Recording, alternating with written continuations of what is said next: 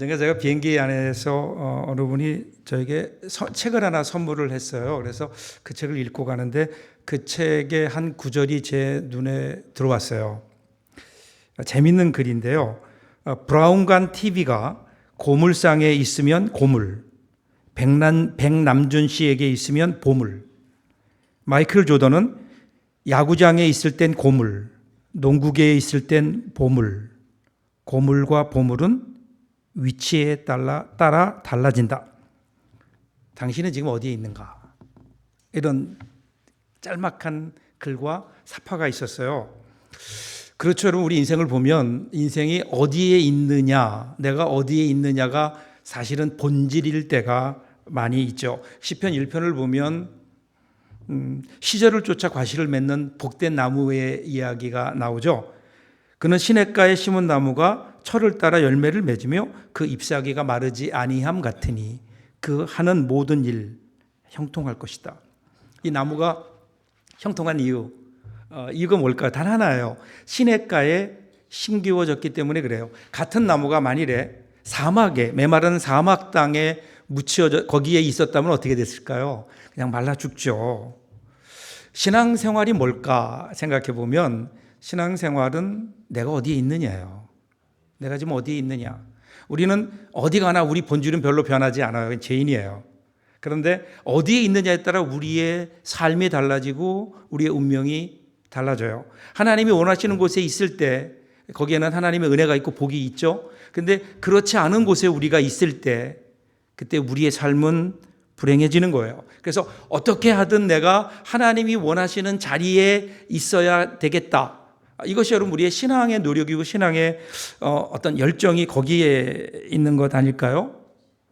그런데 때때로 보면 우리가 하나님이 원하시는 자리에 있으면 참 좋겠는데 그런데 많은 경우에 보면 내가 하나님이 원하시지 않는 자리에 있을 때가 훨씬 많아요. 그래서 그 자리를 나와서 하나님이 원하시는 자리로 가는 것, 이것이 회개의 본질이에요. 회개는 추상적이지 않아요.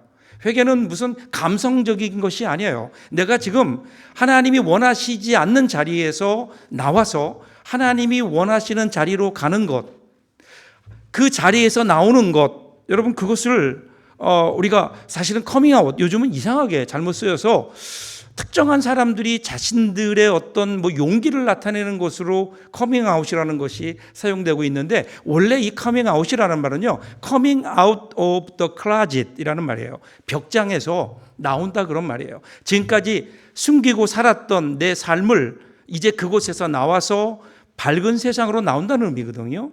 저는 이게 회개라고 생각해요. 우리가 있어서는 안 되는 자리에서 나와서 하나님이 원하시는 자리로 나아가는 것, 그 과정, 그 자리.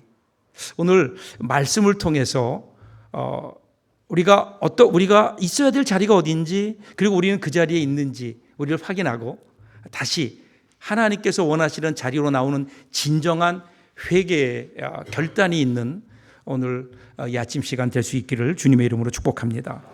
오늘 본문을 보시면 먼저 43절부터 시작하잖아요. 이렇게 시작돼요. 아리마대 사람 요셉이 와서 당돌이 빌라도에게 들어가 예수의 시체를 달라 하니 이 사람은 존경받는 공회원이요 하나님의 나라를 기다리는 자라. 이렇게 나와요. 여기 보면 우리가 보통 아리마대 요셉 이렇게 얘기하는데, 그래서 많은 분들이 성이 아리마대, 이름이 요셉. 그렇지 않죠? 성경을 자세히 읽어보면 아리마대 사람 요셉. 그러니까 왜 이런 말을 썼을까요? 왜 아리마대 사람 요셉이라고 했을까요? 그 이유는요, 요셉이라는 이름이 너무 흔해요. 흔하니까 야 요셉아 그러면 뭐 여기 한 이렇게 5, 60명 모인 자리에서도 한 대여섯 명 나와요. 그러니까 어떻게 해요? 야 목동 사는 요셉 나와, 이렇게 되는 거예요. 그래서 아리마대 사람 요셉이에요. 이런 구별 때문에 이름을 그렇게 부르는 거죠. 그런데 이 사람이 어떤 사람인가? 오늘 성경에는 그냥 아리마대 사람 요셉 이렇게 나오는데, 그런데 같은 내용을 기록하고 있는 요한복음 19장을 보시면 이 사람에 대해서 좀 더 자세하게 설명해요. 19장 38절에 보면요, 아리마대 사람 요셉은 예수의 제자이나 유대인을 두려워 그것을 숨겼더니 이 일 후에 빌라도에게 예수의 시체를 가져가길 구하매 빌라도가 허락하는지라 이에 가서 예수의 시체를 가져가니라. 재밌는 표현이 나와요. 그가 원래 누구였다고요? 예수의 제자이나. 제자이나. 여러분, 이 뉘앙스가 아주 흥미롭지 않나요? 예수의 제자예요.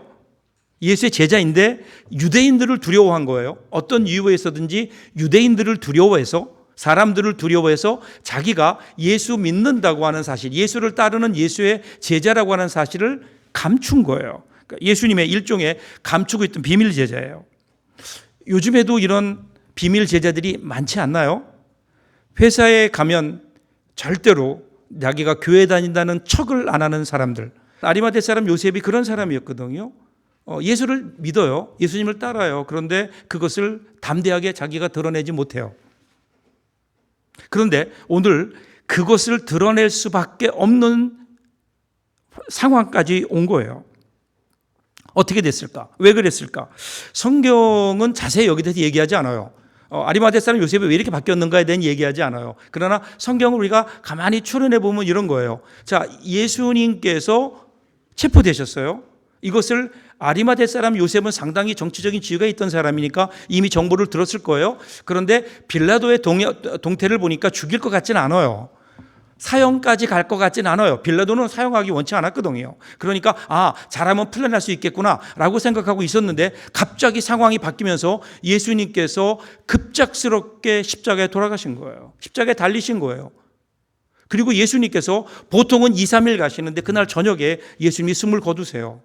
자, 숨을 거두니까 어떻게 될까요? 장사를 지내야 되는데 그날 저녁이 지나면 그 다음 날은 안식일이라 장사를 못 지내요.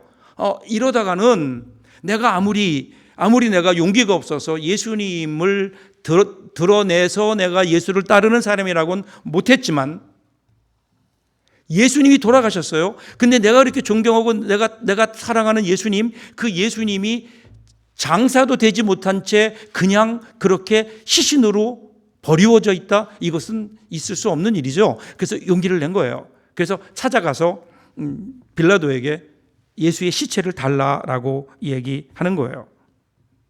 그런데 이것이 그의 삶을 변화시키기 시작하는 거예요. 자기가 예수 믿는다는 사실을 드러냈을 때 그때 그에게 오는 놀라운 변화들이 있는 거예요. 여러분, 우리가요 예수를 믿는다라는 사실을 고백할 때, 사람들에게 고백할 때 그때부터 우리에게는 크리스찬의 삶이 시작돼요. 여기 오신 분들은 다 CBS 안에서도 예수 믿는 사람이라고 그렇게 드러내고 여기 오신 거겠죠. 그죠? 예. 그런데 나가보면 여러분 CBS에서 만나는 동료 가운데 이런 예수님의 비밀 제자들이 지금도 많이 있을 거예요. 내가 예수 믿는 것을 드러내지 못하는. 놀라운 사실은요, 여러분 어떤 일이 있는 줄 아세요? 이어지는 요한복음 19장 39절을 보면요, 일찍이 예수께 밤에 찾아왔던 니고데모도 몰약과 침량 섞은 것을 100리터라쯤 가지고 온지라. 여러분 니고데모 아시죠? 니고데모 밤에 예수님께 찾아왔잖아요. 예수님, 어떻게 해야 내가 영생을 얻겠습니까? 구원을 얻겠습니까? 여러분, 저는 한번 질문하고 싶어요. 그날 니고데모가 구원을 받았을까요? 못 받았을까요? 저는 구원을 얻었다고 생각해요. 왜냐하면요, 여러분 이 세상에 예수님하고 1대1로 성경 공부해가지고 그런데도 그 구원의 도리를 깨닫지 못했다. 그런 사람은 없을 거라고 생각해요. 저하고도 성경 공부하면 뭐 구원의 확신을 가졌습니다. 그러는데 예수님께서 그날 밤에 그를 앉혀놓고 1대1로 개인 성경 공부를 하셨는데 거기서 니고데모가 베개낼 재간이 없었을 거예요. 자, 근데 문제는 그 다음에 니고데모라고 하는 사람이 전혀 등장하지 않아요. 전혀 그 사람이 예수를 따랐다, 뭐 예수님을 위해 어떤 일을 했다는 게 등장하지 않다가 여기에 등장하는 거예요. 그런데 왜 이가 갑자기 니고데모가 등장하는가? 그러면 그 앞에 어떤 사건이 있었어요? 아리마대 사람 요셉이 가서 용감하게 자기가 예수의 제자임을 밝혔을 때, 예수의 시신을 달라고 얘기했을 때 이 모습을 보고 있던 니고데모도 마음속에 도전을 받은 거예요. 용기를 얻은 거예요. 그래서 나도 예수 믿는 사람이다. 그래서 예수님께 바를 향유를 가지고 나온 거예요. 저는요, 아리마대 사람 요셉, 이 사람의 진짜 신앙생활은 이때부터 시작됐다고 생각해요. 그 전까지 믿기는 믿었는데 아무런 영향력이 없어요. 내 자신도 변화되지 않아요. 그런데 그것을 공개적으로 자기가 예수 믿는 사람임을 고백하는 그 순간 그가 쓰임받기 시작해요. 그리고 다른 사람들에게 영향을 주기 시작해요. 거기서부터 예수 믿는 능력이 나타나고 재미가 있는 거예요. 이게 공개적인 선언의 중요한 것 아닐까요? 여러분, 한 남자와 여자가 사랑하면 그럼 결혼하죠. 결혼하게 되는데 결혼을 할 때 결혼식을 하잖아요. 그런데 왜 결혼식을 할까요? 많은 사람들에게 우리가 부부가 되었다는 것을 공포하는 거잖아요. 이제는 드러내는 거잖아요. 많은 사람들에게 우리가 결혼했음을 드러내는 거잖아요. 그것을 통해 사람의 축하를 받고 그것 때문에 얻는 유익과 복이 있다고요. 오늘 우리 마찬가지예요. 예수 믿는 것을 나는 얼마나 드러내고 있는가? 혹시 나도 모르는 사이에 내가 예수 믿는다는 사실을 감추고 있는 것은 아닌가? 뭐 예수를 믿기는 믿지만 그러나 모든 상황 속에서 과연 나는 내가 예수 믿는 사람임을 적극적으로 나타내며 살아가고 있는가? 그 자리라는 거예요. 숨어있는 자리에서 나와서 이제는 내가 당당하게 적극적으로 예수 믿는 사람임을 나타내며 살아가는 삶, 이것이 여러분 예수님이 원하시는 회개가 아닐까요? 여러분 있는 자리 어떤 자리입니까? 지금까지 만일에 내가 소극적으로 그리고 예수 믿는 것을 어느 정도 내가 숨기고 있었다면 이제는 그것을 다 걷어버리고 그곳에서 나와서 예수님께서 원하시는 오히려 적극적으로 복음을 전하고 많은 사람들에게 살아계신 하나님을 보여주고 그리고 증거할 수 있는 사람으로 살아갈 때 그때 우리의 삶에는 새로운 역사가 있고요. 이전에 경험하지 못했던 하나님의 놀라운 은혜가 거기 그 자리에 있다고요. 오늘 아리마대 사람 요셉이 그 모습을 우리에게 보여줘요. 자, 두 번째는요. 이 본문을 보시면 마가가 요셉의 결단을 소개하면서 당돌한 결단이었다라고 얘기하고요. 43절 다시 한번 보면 아리마대 사람 요셉이 와서 당돌이 빌라도에게 들어가 예수의 시체를 달라 하니 이 사람은 존경받는 공회원이요 하나님의 나라를 기다리는 자라. 자, 거기 보세요. 이 사람은 어떤 사람이라고요? 존경받는 공회원이다. 왜 그랬을까? 이제 우리가 알 수 있어요. 왜 이 사람이 예수 믿는다는 사실을 숨길 수밖에 없었는가? 그럼 이 사람이 공회원이었다고요. 여러분, 공회원이라는 게 그 당시에 이스라엘에는 사네드린이라고 하는 공회가 70명으로 구성된 공회가 있었어요. 로마 식민지였기 때문에 그들에게는 어떤 사법권도 없고 집행권도 없어요. 그러나 유대 내에서 일어나고 있는 일들을 판단하는 일종의 오늘 우리로 말하면 국회 같은 그러한 대표자들이 모인 곳이었다고요. 거기에 한 명이에요. 여러분, 유대인들 전체 사회에서 뽑혀진 70명 중에 한 명. 대단한 거죠. 만약에 지금 요셉이 나서서 자기가 예수를 따르는 예수의 제자임을 밝힌다면 그에게 다가올 그 다음의 일들은 어떤 것일까요?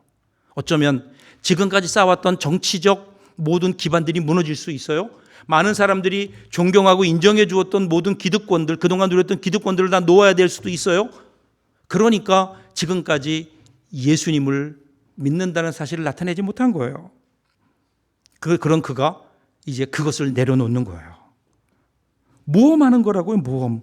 그 자리까지 나올 수 있도록 그거를 위해서 자기가 가지고 있는 것들을 내어놓는 헌신, 내 것을 내려놓는 헌신. 여러분, 회개가 그거 아닐까요? 회개가 내가 그동안 가지고 있던 것들을 내려놓는 것, 그동안 내가 내 욕심으로 붙들고 있던 것들을 내려놓는 것, 이것이 여러분 회개 아닐까요? 여러분 가운데 신앙생활 재미가 없다고요? 신앙생활을 오래 했는데 그냥 어제가 오늘 같고 내일도 오늘 같을 것 같다고요? 이유가 뭘까요? 우리가 하나님 앞에 드리는 내 자신을 뛰어넘는 어떤 헌신이 없기 때문이 아닐까. 희생이라고 하는 것이 그런 거거든요. 우리가 여러분 주님을 따라가는 길이 그거예요. 주님께서 우리에게 말씀하시기를 네가 나를 따라오려거든 십자가를 지고 나를 따라와라 그랬는데, 그런데 오늘 십자가를 지지 않으니까 주님을 따라가지 못하고, 예수는 믿는데 주님 따라가지 못하니까, 그러니까 주님과 함께 주님이 일하시는 그 장면, 그 자리에 있지 못하고 주님께서 주시는 은혜와 그 능력을 우리들이 경험하지 못하고 있는 거거든요. 오늘 우리들이 예수 믿는데 너무 편하게만 믿으려고 하는 거예요. 예수 믿는데 주님을 위해서 내가 무엇을 희생하며 주님의 뒤를 따라가는 것이 아니라, 오늘 내가 살아가는 나의 삶, 이 삶 속에 이 삶을 안전하게 지켜가는 것, 그것이 마치 우리 신앙생활인 것처럼 내가 원하는 것을 그대로 이루어 주시는 그것이 복인 줄 알고. 우리가 예수 믿는다는 게 뭘까요? 예수를 믿고 나면 이전에, 예수 믿기 전에 내가 가졌던 내 생각들, 가졌던 인생의 목적들은 그것이 바뀌어서 예수님을 위해서 내가 무엇을 해야 될 것인가, 여기로 우리의 신앙의 초점이 옮겨가야 되는데, 예수를 믿은 다음에도 여전히 왜 예수를 믿는가? 그러면 내가 지금 원하는 것, 예수 믿기 전에 원했던 것들, 예수 믿기 전에 내가 바랬던 것들을 그것을 이루어주고 그렇게 만들어주는 분으로 우리가 예수님을 믿고 있는 것은 아닌가? 그러니까 어떤 일이에요? 우리가 예수님이 가시는 그 자리에 없다고요. 그러니까 예수님이 일하시는 것을 보지 못해요. 예수님이 임재를 느끼지 못해요. 예수님께서 우리 가운데 역사하시는 그 힘을 우리들이 느끼지 못해요. 예수 믿는 게 뭘까요? 오늘 우리가 회개해야 될 것 그거 아닐까요? 주님을 따라가게 나는 무엇을 내가 희생하고 있는가? 오히려 그냥 내 있는 것들 보호하려고 주님을 내 삶으로 끌어들이고 있는 것은 아닐까. 사도 바울이 이런 얘기해요. 고린도전서 9장 18절 보시면요, 그런즉 내 상이 무엇이냐? 내가 복음을 전할 때에 값없이 전하고 복음으로 말미암아 내게 있는 권리를 다 쓰지 아니하는 이것이로다. 사도 바울이 뭐라고 얘기했냐면요, 내가 지금 복음 전하는 것, 이게 상이라고 아니라는 거예요. 이것은 당연히 해야 되는 거예요. 주님이 나를 부르셨어요. 상 받는 내가 복음 전한 자로 불러주셨어요. 원래는 내가 죄인 중에 괴수였는데 나를 이 자리로 불러주셨어요. 복음 전하게 하셨어요. 그러면 어떻게 돼요? 복음 안 전하면 나는 죽는 거예요. 복음 전하면요, 그냥 당연한 거예요. 사도 바울이 그렇게 고백해요. 그런데 만약에 내가 상이 있다면 그 상을 뭐라고 얘기한 줄 아세요? 내게 있는 권리를 다 쓰지 않는 거라는 거예요. 이게 무슨 말일까요? 사도 바울이 자기가 당연히 누려야 될 어떤 권리들이 있잖아요. 근데 그 권리들을 내려놓겠다는 거예요. 쓰지 않겠다는 거예요. 마땅히 내가 성도들의 헌금으로 선교할 수 있지만 그거 내려놓겠다는 거예요. 내 힘으로 하겠다는 거예요. 그럼 이것이 사도 바울의 고백이에요. 제가 이 말씀을 보면서 제 스스로 많이 생각해요. 나는 과연 무엇을 내가 내려놓고 있는가?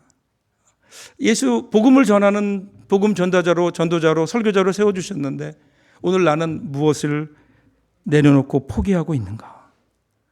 뭐 설교를 한다고요? 목회를 한다고 이건 당연히 해야 되는 거고, 나 같은 사람 하나님이 불러주신 것, 그게 그 자체가 하나님의 은혜예요. 이거 안 하면 벌 받는 거예요. 이거는 당연히 해야 되는 거예요. 그런데 정말 나중에 하나님 앞에 갔을 때 나에게 상급이 있다면 내가 쓸 권리를 내려놓는 건데, 나는 뭘 내려놓고 있지? 나는 과연 뭐를 포기하고 있나? 그 생각하는데 너무 마음이 아팠어요.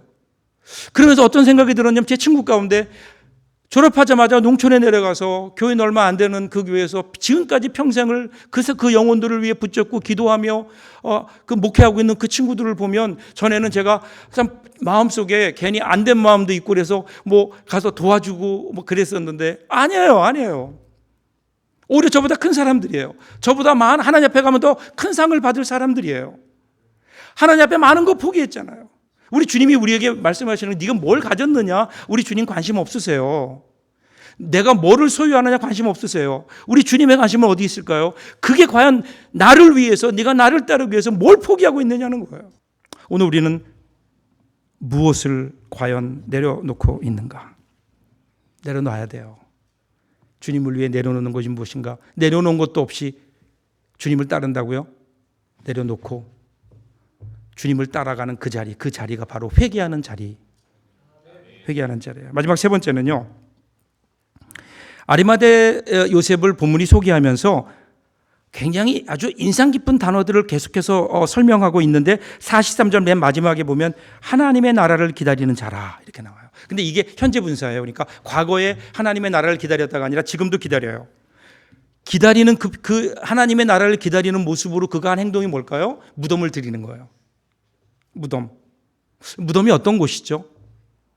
마지막 우리가 들어갈 자리 이렇게 생각해요. 사람들이. 그래서 무덤 미리 준비하기도 하잖아요. 마지막에 내가 있을 자리. 그런데 아리마대 사람 요셉이 예수님을 따르면서 마지막 있을 자리가 거기가 아님을 안 거예요. 자기가 있을 마지막 자리는 어디예요? 무덤이 아니라 하나님의 나라임을 안 거예요. 영원한 하나님 나라를 바라보는 거예요. 그럼에도 불구하고 많은 사람들이 사실은 내 인생의 마지막이 무덤이라고 생각하고 무덤을 준비하며 사는 삶을 살고 있는 것은 아닐까. 영원한 하나님의 나라. 지금 이 아리마대 사람 요셉의 마음속에는요, 영원한 하나님 나라를 바라보는, 이제는 자신의 부유를 찾는 사람이 아니에요. 하늘의 부유를 찾는 사람, 이 땅만 보고 사는 사람이 아니라 영원한 하나님 나라를 바라보며 사는 것.